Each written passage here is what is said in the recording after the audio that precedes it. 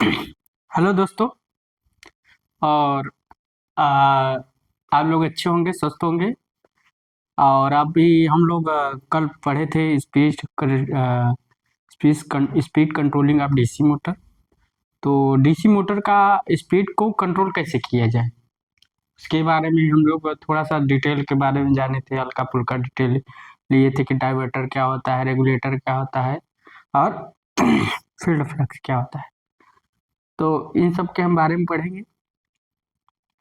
तो आज उसी के बारे में पढ़ेंगे। अगर मेरी वीडियो अच्छी लग रही हो, मेरे पढ़ाने का तरीका आपको अच्छा लग रहा हो, कि मैं जो पढ़ा रहा हूँ अच्छा पढ़ा रहा हूँ, आपको अच्छा समझ में आ रहा हो, तो एक बार लाइक और सब्सक्राइब जरूर कर दीजिए, क्योंकि मैं वीडियो आप ही के लिए बना रहा हूँ। नो, 1 रुपए किसी से न मेरे को चाहिए। बस आप लोग अच्छे से पढ़िए और अच्छे से मेहनत कीजिए और सक्सेस कीजिए। आप जितना आगे जाएंगे उतना मुझे खुशी होगी। मैं जितना हो सकूंगा, आप लोग चाहे हो किसी के पास पैसा न हो, सब लोग मेरी वीडियो अच्छे से देख के पढ़े। और खासकर आप लोगों के लिए वीडियो देखेंगे तो आप लोगों के लिए नॉलेज भी वर्धक होगा। तो आगे हम लोग चलते हैं।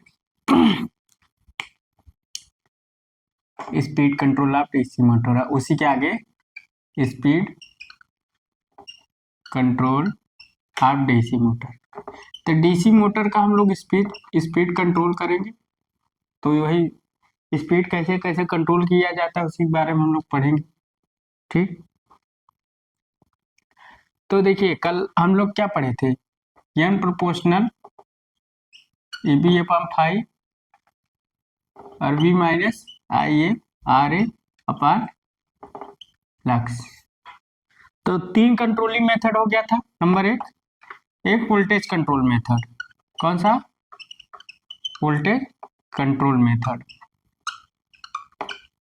और दूसरा आपका होगा फ्लक्स कंट्रोल मेथड।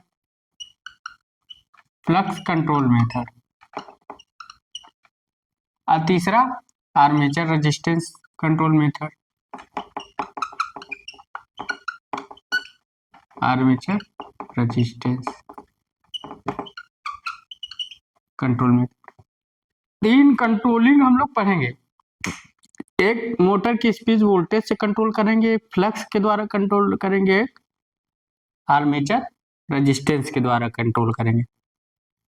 तो देखो, अगर बात आई कहीं कि वोल्टेज कंट्रोल में, तो वोल्टेज कंट्रोल में हम लोग फील्ड रेगुलेटर का प्रयोग करते हैं। वोल्टेज रेगुलेटर, वोल्टेज रेगुलेटर या स्पीड रेगुलेटर। क्या बोलते हैं? Speed regulator. स्पीड रेगुलेटर, इसी को और नाम से जानते हैं, स्पीड रेगुलेटर। वोल्टेज रेगुलेटर का प्रयोग करेंगे। सब वेरिएबल रेजिस्टेंस। अगर फ्लक्स कंट्रोलिंग की बात करें, हम लोग फ्लक्स कंट्रोलिंग की बात करें, तो हम लोग डाइवर्टर का प्रयोग करते हैं। किसका? डाइवर्टर का प्रयोग कर कर हम लोग क्या करें? फ्लक्स को कंट्रोल करेंगे। डाइवर्टर या रिहोस्टेट भी यूज कर सकते हो। डाइवर्टर या रिहोस्टेट। किसका? रिहोस्टेट। रिहोस्टेट। तो हम लोग फ्लक्स, तो वोल्टेज कंट्रोल कैसे करें? वोल्टेज रेगुलेटर के द्वारा। स्पीड रेगुलेटर फाइन ऑन में देखियो तो वोल्टेज रेगुलेटर, जो रेगुलेटर लगा तो वोल्टेज रेगुलेटर होता है फाइन। स्पीड रेगुलेटर भी इसे बोलते हैं। उसके द्वारा हम फैन की स्पीड कम करते हैं। उसके बाद आर्मेचर रेजिस्टेंस। आर्मेचर रेजिस्टेंस की बात करें तो इसमें हम लोग क्या रिहोस्टेट, किसका प्रयोग कर सकते हैं? रिहोस्टेट। तो डाइवर्टर या रिहोस्टेट ये सब वेरिएबल रेजिस्टेंस है। तो अगर देखा जाए, वोल्टेज रेगुलेटर की बात किया जाए, किसकी? नंबर 1 ऐसे अभी समझिए, अभी मैं किसी के लिखाने में कुछ बताना, आपको कंक्लूजन बताना चाह रहा हूँ कि ये चीज आपके साथ आगे आ सकती है। अगर वोल्टेज रेगुलेटर से हम लोग स्पीड कंट्रोल करें, वोल्टेज रेगुलेटर से अगर वोल्टेज रेगुलेटर से स्पीड को कंट्रोल करे, यहाँ लिख दे वोल्टेज रेगुलेटर स्पीड कंट्रोल, जना आप लोग के दिमाग में बैठा है। तो अगर वोल्टेज रेगुलेटर से हम लोग मोटर की स्पीड कंट्रोल करें तो जानते हैं इसमें क्या होगा, याद रखिएगा, इसमें स्पीड डिक्रीज हो जाएगी। क्या हो जाएगी? Speed decrease. तो मतलब इसमें क्या होगी? स्पीड डिक्रीज, स्पीड घटी रहेगी। देखिएगा ज्यादातर स्पीड डिक्रीज आएगा। और रिहोस्टेट फ्लक्स कंट्रोलिंग में अगर रिहोस्टेट का प्रयोग करें, वोल्टेज रेगुलेटर स्पीड कंट्रोल, अगर हम रिहोस्टेट का प्रयोग करें, किसका? रिहोस्टेट का।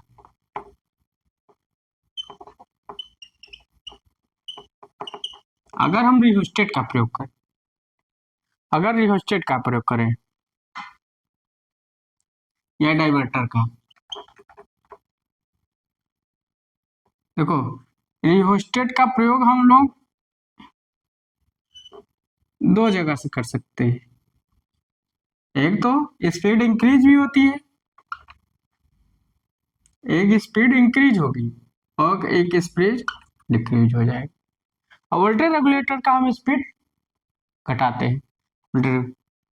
तीसरा आर्मेचर रेजिस्टेंस।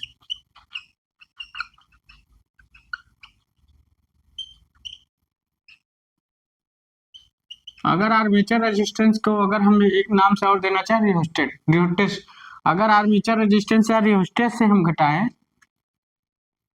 इसको मिटा दें, रिहोस्टेट से,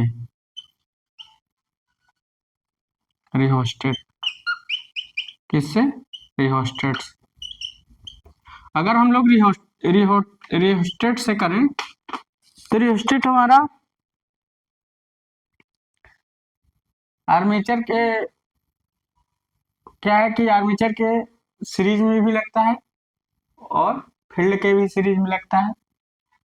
तो इससे भी हम लोग क्या कर सकते हैं? स्पीड इंक्रीज डिक्रीज कर सकते हैं, स्पीड इंक्रीज और स्पीड। तो यहाँ वोल्टेज रेगुलेशन से स्पीड सिर्फ डिक्रीज होती है, इंक्रीज नहीं। मगर रिहोस्टेट से इंक्रीज भी होती है, डिक्रीज भी होती है। और क्या है? डाइवर्टर, रिहोस्टेट और डाइवर्टर।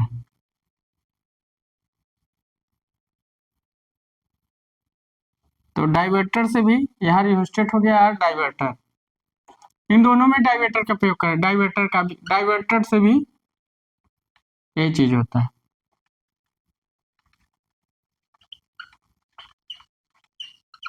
डाइवर्टर, तो डाइवर्टर से भी स्पीड और इंक्रीज डिक्रीज होता है, रिहोस्टेट से भी स्पीड इंक्रीज और डिक्रीज होता है। बस हम लोग को देखना है, आप लोग समझ गए होंगे कि वोल्टेज कंट्रोल मेथड को हम लोग इस वोल्टेज रेगुलेटर का प्रयोग करेंगे, स्पीड रेगुलेटर का।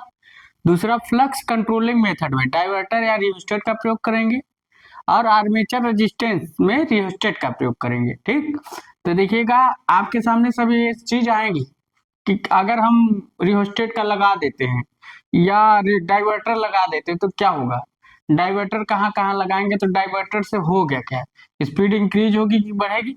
रिहोस्टेट और डाइवर्टर से इंक्रीज डिक्रीज होगी, मगर वोल्टेज रेगुलेटर से स्पीड डिक्रीज होगी। देखिएगा आप लोगों के सामने हम लोग बढ़ाएंगे, ठीक, बताएंगे। अब इसको उतार लिए होंगे, उतार लीजिए, 1 मिनट लगेगा। तो क्या होगा कि speed control of DC motor, तो 3 method, voltage control method, flux control और आर्मेचर रेजिस्टेंस का। तो अगर हम फ्लक्स को कंट्रोल कर लेंगे तो मोटर की स्पीड कंट्रोल कर लेंगे, और वोल्टेज को कंट्रोल कर लेंगे तो मोटर की स्पीड कंट्रोल कर लेंगे। 3 मेथड हम बारी बारी से पढ़ेंगे, ठीक। तो आप लोग वीडियो पुश कर लीजिएगा, उतार लिए होंगे। अब चलते हैं आगे।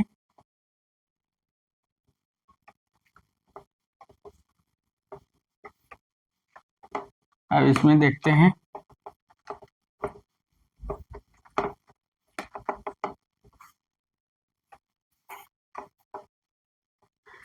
अब चलते हैं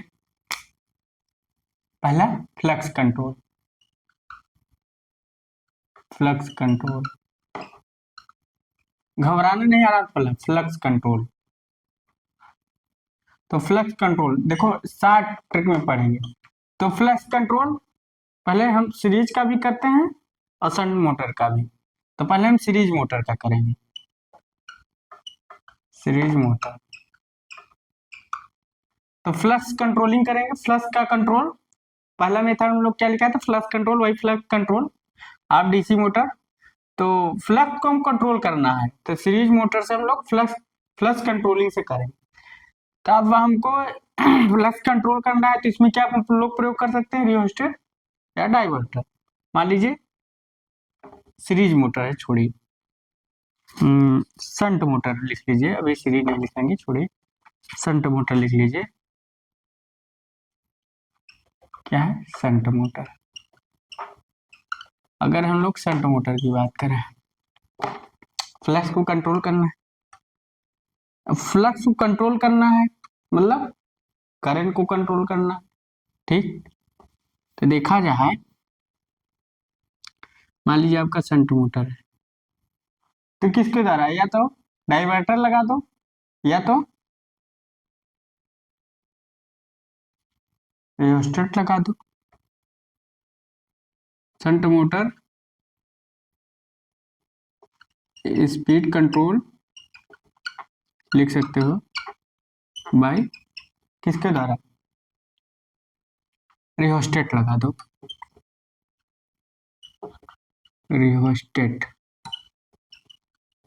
तो किसके द्वारा, स्पीड कंट्रोल बाय, ठीक। तो रियोस्टेट लगा दिए।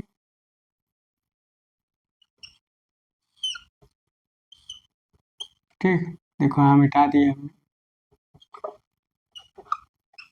रियोस्टेट। अब रियोस्टेट लगा दिए, वही चल रहा है। तो रियोस्टेट कहाँ लगाएंगे, या तो सीरीज के पैरेलल, या तो सीरीज में लगाएंगे, या फील्ड के सीरीज में, या आर्मेचर के सीरीज में। तो हम लोग कहाँ लगा देते हैं, फ्लक्स कंट्रोल करना है ना, तो सीरीज के हम लोग इसमें लगा देते हैं, मैग्नेटिक फील्ड के सीरीज में लगा देते हैं। शंट मोटर है, ठीक, ये भी यहाँ लिख देते हैं। अब यहाँ ये इसकी वाइंडिंग है, अब वाइंडिंग के सीरीज में लगा देते हैं रियोस्टेट। काय घबराना है, कुछ नहीं, ये इनपुट, ठीक। अब करंट इधर आएगी तो इसमें आई आएगी। अब यहाँ से हम लोग उठा लेते हैं, यहाँ कंट्रोल करते हैं। इसको बोलते हैं क्या, इसको बोलते हैं रियोस्टेट। रियोस्टेट, तो ये RSH है, इसमें ICH। तो यहाँ क्या है, जब हम shunt motor speed control bye rheostat के द्वारा कर रहे हैं तो क्या हो रहा है, फ्लक्स का मान कम हो जा रहा है। जब फ्लक्स का मान कम हो जा रहा है तो करंट का मान कम हो जा रहा है। देखो N प्रोपोर्शनल EB अपान इसका वैल्यू R, ठीक, M प्रोपोर्शनल EB अपान 5। तो अगर हम रेजिस्टेंस लगा दें, वेरिएबल रेजिस्टेंस, तो क्या करता है, फ्लक्स को कम कर देता है। तो फ्लक्स को अगर कम किया तो करंट कम हो गया। अगर फ्लक्स कम हो गया तो करंट कम हो गया। अगर फ्लक्स कम हुआ तो स्पीड कम हो गई, स्पीड इंक्रीज हो गई। स्पीड क्या हुई, इंक्रीज हुई।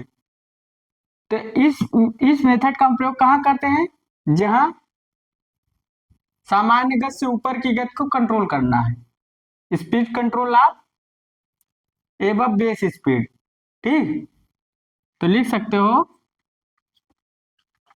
Use of speed control, use of speed control above base speed, above base speed मतलब बेस स्पीड से ऊपर की गति को आप लोग कंट्रोल कर सकते हैं इस मेथड से। तो इसमें क्या होती है, स्पीड इंक्रीज होती है। इस मेथड में क्या होती है, स्पीड इंक्रीज होती है। स्पीड इंक्रीज होगी तो बैक ईएमएफ मगर फ्लक्स घट जाएगा। तो यहाँ लिख देंगे स्पीड इंक्रीज, लिखेंगे in this method, in this method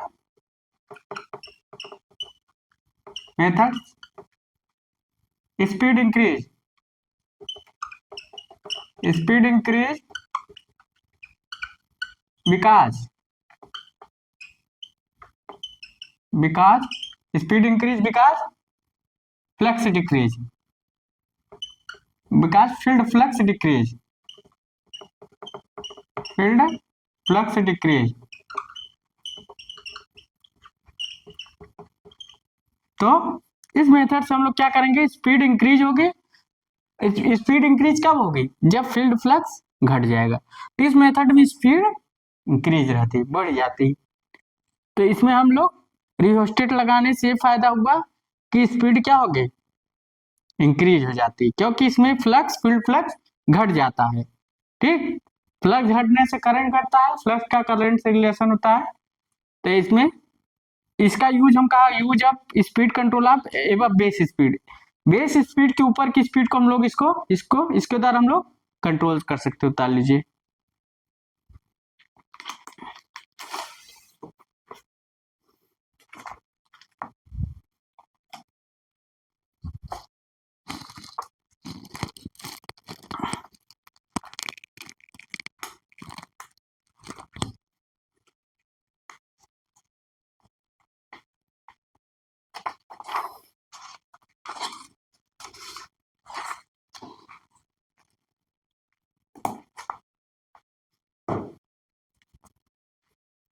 आप लोग उतार लिए होंगे।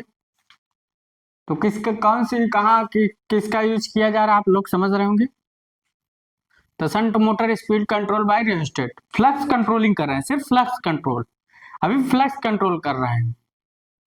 अभी शंट मोटर का फ्लक्स कंट्रोलिंग मेथड पढ़ रहे हैं, तो हम लोग फ्लक्स को कंट्रोल कर लिए। इसको मिटा देते हैं, ये फार्मूला याद रखिएगा। अब इसी में हम लोग इक्वेशन लिखते हैं।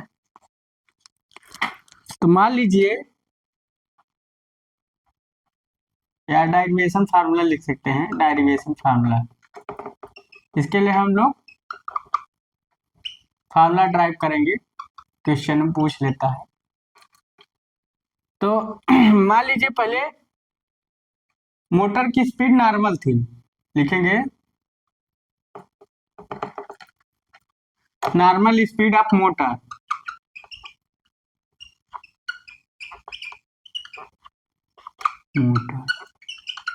मोटर की स्पीड क्या थी, नॉर्मल थी। उस समय आर की वैल्यू 0 थी, इसकी वैल्यू क्या थी, 0 थी। तो उस समय क्या होगा, एस एच अपान B upon R S H. ठीक, जब मोटर की क्या हुई, स्पीड कंट्रोल की है, लिखेंगे एवं बेस स्पीड से ऊपर हम लोग क्या किए, स्पीड कंट्रोल किए, बेस स्पीड के ऊपर लिखेंगे एवं बेस स्पीड कंट्रोल, कंट्रोल क्या की, कंट्रोल। तो उस समय आर इक्वल टू क्या होगा, आर की वैल्यू 0 नहीं होगी, क्योंकि अब आर की वैल्यू रहेगी, क्योंकि इसके द्वारा हम स्पीड को कंट्रोल करेंगे। तो अब फार्मूला क्या होगा, I S H 1 upon B upon R S H 1 लिख सकते हैं, अब प्लस आर डैश कर लीजिए, क्योंकि इस फील्ड के साथ एक सीरीज ए जुड़ा है, तो इसको हम क्या लिख सकते हैं, बी अपान आर वन। फिर आई एस टू बराबर हम लोग लिख सकते हैं क्या, आई एस टू बराबर B upon R, B upon R S H होगा ना, हाँ R S H 2 plus R double dash, इसको हम लिख सकते हैं बी अपान आर टू। ठीक, बी अपान आर टू, इसको मिटा देते हैं, आप लोग उतार लेंगे। अभी सिर्फ फ्लक्स को कंट्रोल करना है। और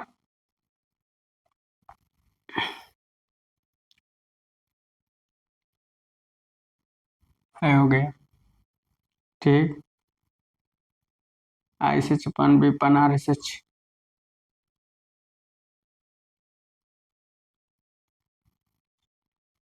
डाल लीजिए आप लोग।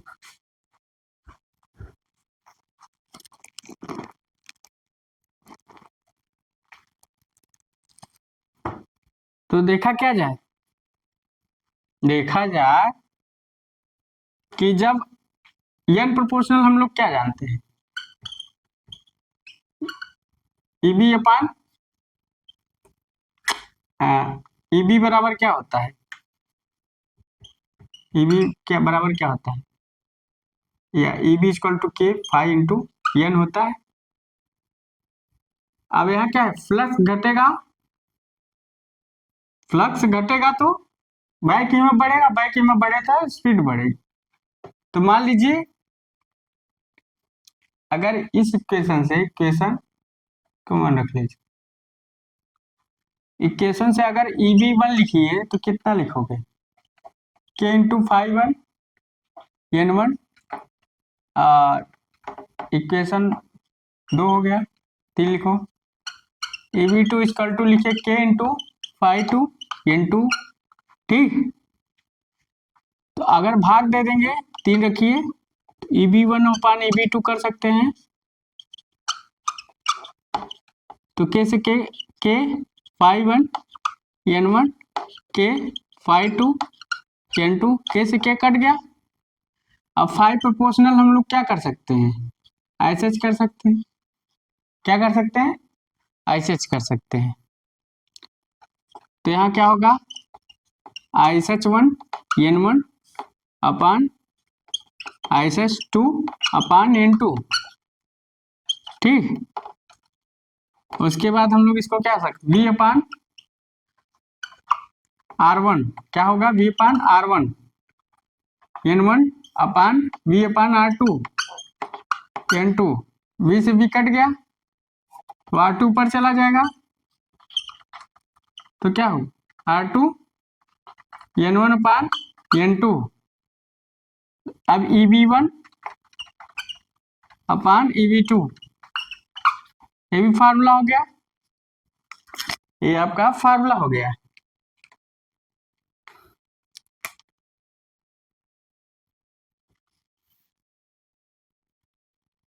अभी फार्मूला नहीं हुआ, गड़बड़ा जाएगा।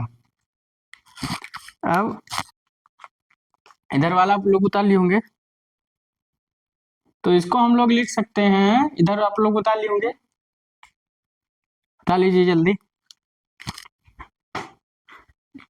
1 मिनट का समय देते हैं।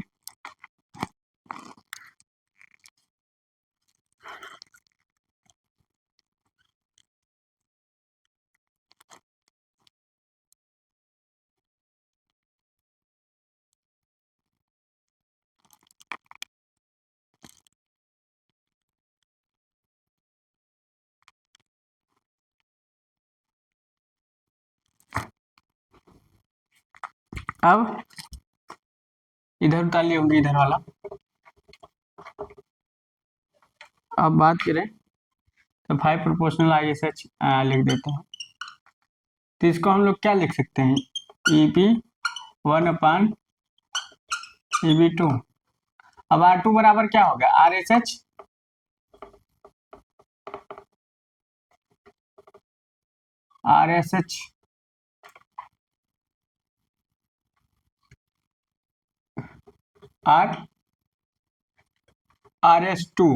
RSH2 इंटू N1 अपान RSH1 plus R double dash रहेगा, R डैश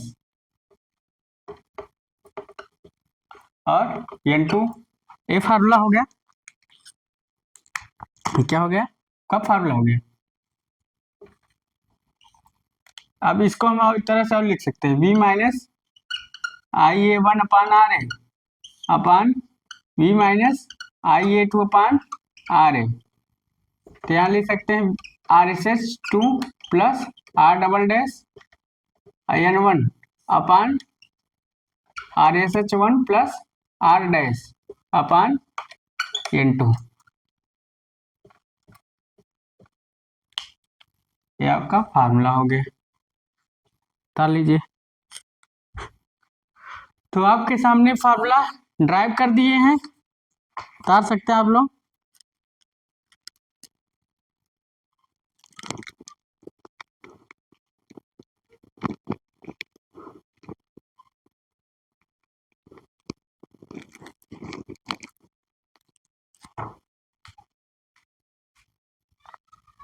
अगर आप लोग को ISH1 ISH नहीं लिखना है, कोई दिक्कत नहीं आप लोग, तो फार्मूला ड्राइव हो गया। इधर का उतार लिए होंगे आप लोग, उतार लिया कर इधर को उतार लिए होंगे। अब एक नया फार्मूला आता है कांस्टेंट लोड टार्क। क्या आता है? Constant load torque. उधर का उतार लीजिए, कांस्टेंट लोड टार्क। ठीक, कांस्टेंट लोड टार्क। तो इधर का उतार लेंगे। तो कांस्टेंट लोड टार्क की बात करें तो इसमें टार्क क्या होगा? सब कांस्टेंट होगा। तो T equal to T1 equal to T2 बराबर होगी। तो T1 इक्वल टू क्या होगा? K इंटू phi1 IA1 और phi2 K phi2 IA2 इतना होगा। अब phi A1 को हम phi ISH1 लिख सकते हैं, इतना लिख सकते हैं। IA1 K से K कैंसिल हो जाएगा, IS2 IA2 इतना लिख सकते हैं। उसके बाद ISH को हम लिख सकते हैं V/R1 IA1 और V/R2 IA2 इतना लिख सकते हैं। उसके बाद V से V कट जाएगा, IA1 बराबर क्या होगा? RA प्लस R डैश और IA2 बराबर क्या होगा? RA plus R double dash. तो फार्मूला आ गया 40। The flux control meter of shunt motor. Formula उतार लीजिए। The flux control of shunt meter और उसका फार्मूला है, याद रख लीजिएगा। फार्मूले पर सवाल आते हैं, लगवाया जाएगा। ठीक, पहले आप लोग उतार लीजिए, सारे सवाल लगेंगे एक तरफ से एक बैच करके।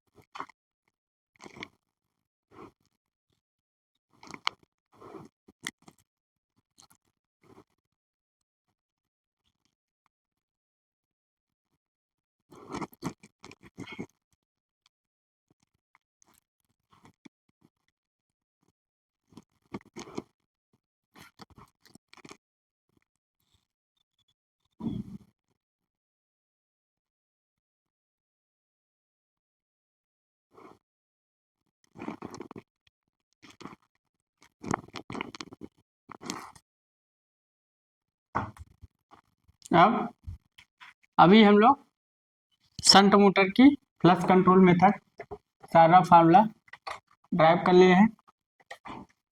अब आर्मेचर रेजिस्टेंस मेथड लिखेंगे। आर्मेचर रेजिस्टेंस,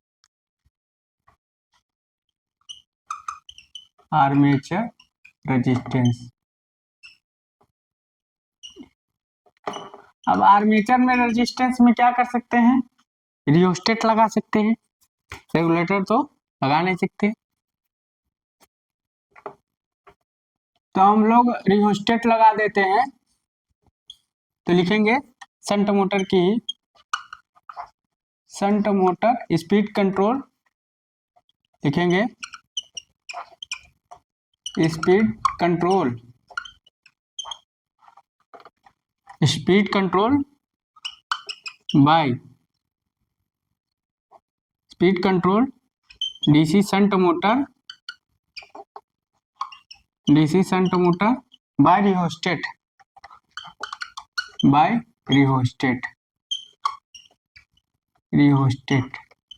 आराम से आप लोगों को पढ़ा रहे हैं, कोई बहुत जल्दीबाजी नहीं करनी। ये लोग सोचते हैं कि यार क्या हो गया क्या। तो अगर हम लोग डीसी मोटर बना दे रहे हैं एक तरफ से, ठीक, आइए भी आप तो आर्मेचर रेजिस्टेंस मेथड, तो रियोस्टेट को हम लोग आर्मेचर के सीरीज में जोड़ देते हैं, जोड़ दी यहाँ से उठाकर। इसके द्वारा हम रेजिस्टेंस को कम ज्यादा कर सकते हैं। आइए शंट मोटर, ये शंट वाइंडिंग है, प्लस माइनस। अब यहाँ से आइए, यहाँ से ISH, ठीक। तो इसमें क्या है, ये जो वोल्टेज ड्रॉप होगा, अगर इसमें करंट रेजिस्टेंस है तो इसमें वोल्टेज ड्रॉप बढ़ेगा, और वोल्टेज ड्रॉप बढ़ेगा तो एन प्रोपोर्शनल हम क्या जानते हैं, EB अपन फाइव। EB प्रोपोर्शनल क्या होता है, V माइनस IA RA। अगर आर्मेचर में वोल्टेज ड्रॉप बढ़ेगा मतलब IR, अगर वोल्टेज ड्रॉप बढ़ेगा तो EB कम हो जाएगी, IB कम हो जाएगी तो स्पीड कम हो जाएगी। तो इस कंडीशन में क्या होगा, मोटर की स्पीड कम हो जाती है, क्योंकि वोल्टेज ड्रॉप बढ़ जाता है। तो वोल्टेज ड्रॉप बढ़ने से EB कम हो जाती है, EB कम हो जाती है तो स्पीड कम हो जाता है, स्पीड कम हो जाता है। तो हम लोग इसका उपयोग कहाँ करते हैं, बिलो द बेस स्पीड, जहाँ बेस स्पीड से हमें नीचे मोटर की स्पीड कंट्रोल करना हो वहां, तो यहाँ लिख लेंगे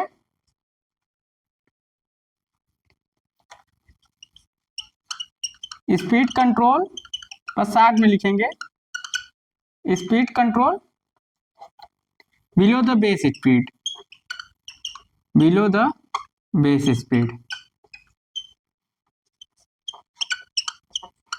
तब जहां बेस स्पीड से हमें स्पीड कंट्रोल करनी हो वहां हम लोग बिलो द बेस स्पीड, तो क्या करेंगे, बेस स्पीड से जहां हमें कम कंट्रोल करनी हो वहां हम लोग इसका प्रयोग करते हैं। इसको उतार लीजिए, ये आपका रिहोस्टेट ही है, क्या है, रिहोस्टेट,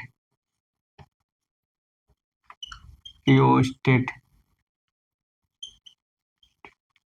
उतार लीजिए।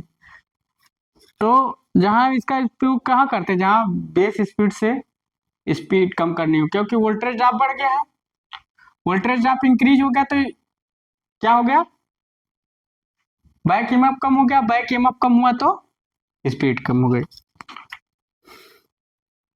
यह लिखेंगे इसके एक बारे में और,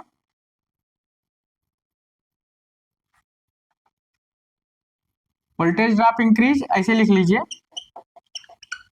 वोल्टेज ड्रॉप इंक्रीज, या वही है, कोई बहुत ज्यादा नहीं, यही से फार्मूला लिख लीजिए, समझ में आ रहा होगा बहुत ज्यादा।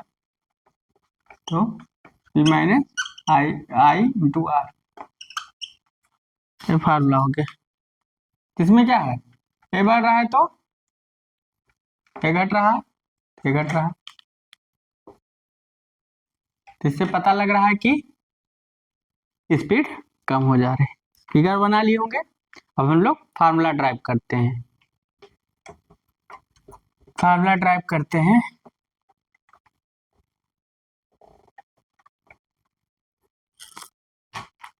डेरिवेशन फार्मूला,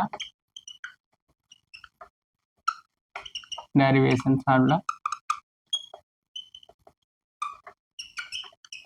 तो अब डेरिवेशन फार्मूले को हम ड्राइव करते हैं। तो व्हेन मोटर की स्पीड जब क्या थी, नॉर्मल थी, लिखेंगे speed, normal speed of motor, normal speed of motor, motor की स्पीड क्या थी, नॉर्मल थी, तो उस समय R इक्वल टू 0 था, R नहीं लगा था, तो अब कंट्रोलिंग नहीं कर रहे थे, तो हम लोग तब क्या होगा, n proportional v into I A R A. तब ये था, तब क्या था, ये था, तब हमारा ये था। उसके बाद जब मोटर की स्पीड कंट्रोल करनी हो, क्या करनी है, speed control of DC motor, लिखेंगे below the base speed control, लिखेंगे जब below the base speed control तो क्या होगा, क्या होगा भाई बताइए आप तो इसको हम लोग लिख सकते हैं, इतना लिख सकते हैं एन वी माइनस, तो आर इक्वल टू 0 हो जाएगा, I A one I A R A plus R dash. अब लग गया रेजिस्टेंस, रियोस्टेट रेजिस्टेंस। अब इसको हम लिख सकते हैं N one V one I A one plus R dash. इसको हम लिख सकते हैं कितना, N one proportional V one, V constant करो, V minus I A one, तो इसको हम आर वन लिख सकते हैं, क्या लिख सकते हैं, आर वन। इसके बराबर क्या होगा, ई वी वन, ठीक। और एन टू बराबर हम लोग लिख सकते हैं V minus I A two R two ना, आर टू में आर ए डबल डैश हो जाए, प्रोपोर्शनल ई वी टू। अब इसको हम लोग डिवाइड कर दें, इक्वेशन 1 मान लीजिए, इक्वेशन 2 मान लीजिए। अगर हम इसको डिवाइड कर दें, अगर हम डिवाइड करके फार्मूला निकाले तो N one upon N two और P minus I A one R A plus R dash upon P minus I A two R A plus R double dash, ये हो गया फार्मूला। इसी बराबर हम लोग क्या लिख सकते हैं, E B one upon E B two, क्या लिख सकते हैं, P minus I A one R A plus R dash upon B minus I A two R A plus R double dash. बता लीजिए, यह भी आपका फार्मूला हो गया। तो फार्मूला लिखने का तरीका बता लीजिए, तो किस हिसाब से आपको फार्मूला ड्राइव करना है, तो इसमें मोटर की स्पीड बढ़ती चली जा रही है,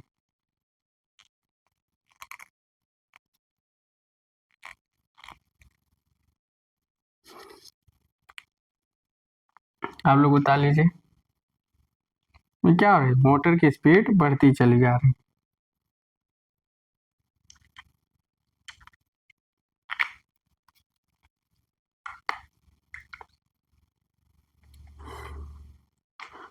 तो मोटर की स्पीड बढ़ती चली जा रही, ठीक।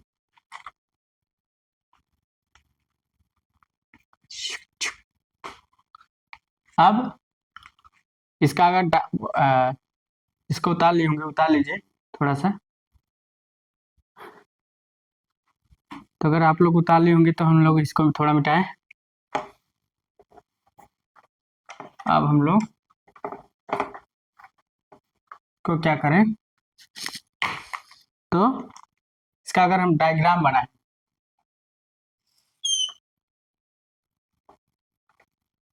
तो यहाँ क्या थी, स्पीड यहाँ थी, या नो मान सकते, एक नॉर्मल स्पीड यानी थी आई, ठीक। अब यहाँ से रेजिस्टेंस आर ए, आर्मेचर का रेजिस्टेंस, फिर आर वन और फिर आर टू, फिर आर आर, ठीक। एक डायग्राम बना लीजिए आप लोग। कहीं कहीं पूछ लेता है डायग्राम ही, तो आप लोग डायग्राम बना लीजिए। तो आपका ए पॉइंट मान सकते हैं 0, इसको स्पीड 0 मान सकते हैं, 0 मान लीजिए, कोई दिक्कत। तो फार्मूला आप लोग उतारे होंगे।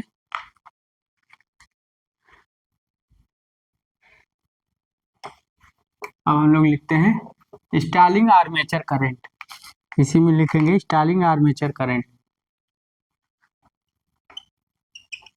Starlink armature current. तो स्टार्लिंग आर्मेचर करंट, इसमें मान लीजिए मोटर नो लोड पर,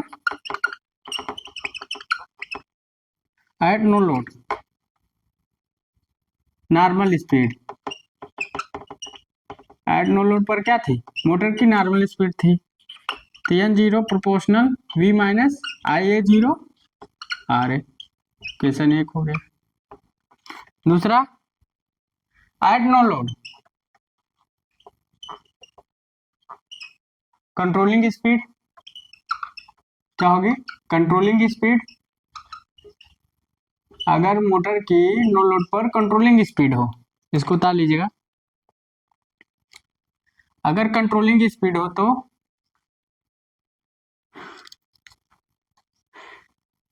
लिखेंगे N proportional V minus, controlling करेंगे तो एक रेजिस्टेंस जुड़ेगा, चाहे जो मान लीजिए I A N R A plus R dash, N proportional V minus I A N R one, इसको मान सकते हैं, हर जगह आर वन मानने का अलग अलग तरीका है। तो ये इक्वेशन 2 हो गया। अब इक्वेशन भागे इक्वेशन 1, मतलब डिवाइडेड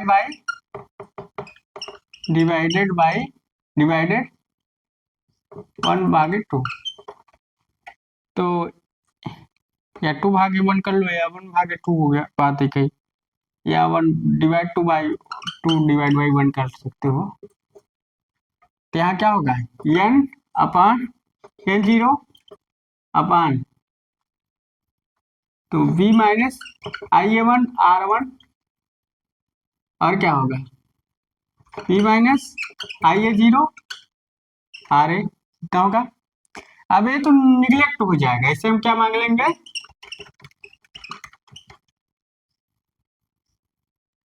निगलेक्ट, क्या मांग लेंगे, neglect.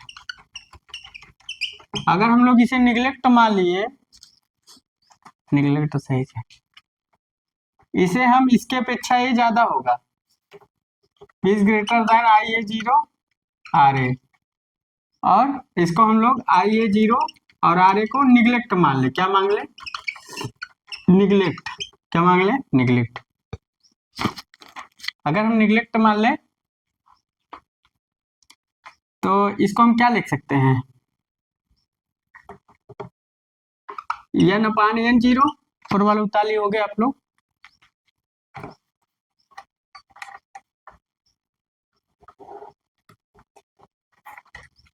N upon N 0 equal to B minus I A 1 R 1 upon B, तो फार्मूला हो जाएगा एन अपान एन 1 0 और 1 minus I A 1 R 1 upon B, ये फार्मूला बन गया।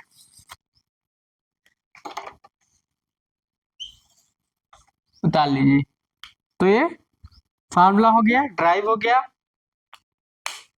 तब आगे कल चलेंगे, आज बहुत हो गया। तो अगर मेरी वीडियो आपको अच्छी लग रही हो तो एक बार लाइक और सब्सक्राइब जरूर कर दीजिएगा, और अपने दोस्तों के साथ शेयर कीजिएगा, और ज़्यादा से ज़्यादा आप लोग अच्छे से पढ़िए और पढ़ने की कोशिश कीजिए और मन लगा पढ़िए। So thanks.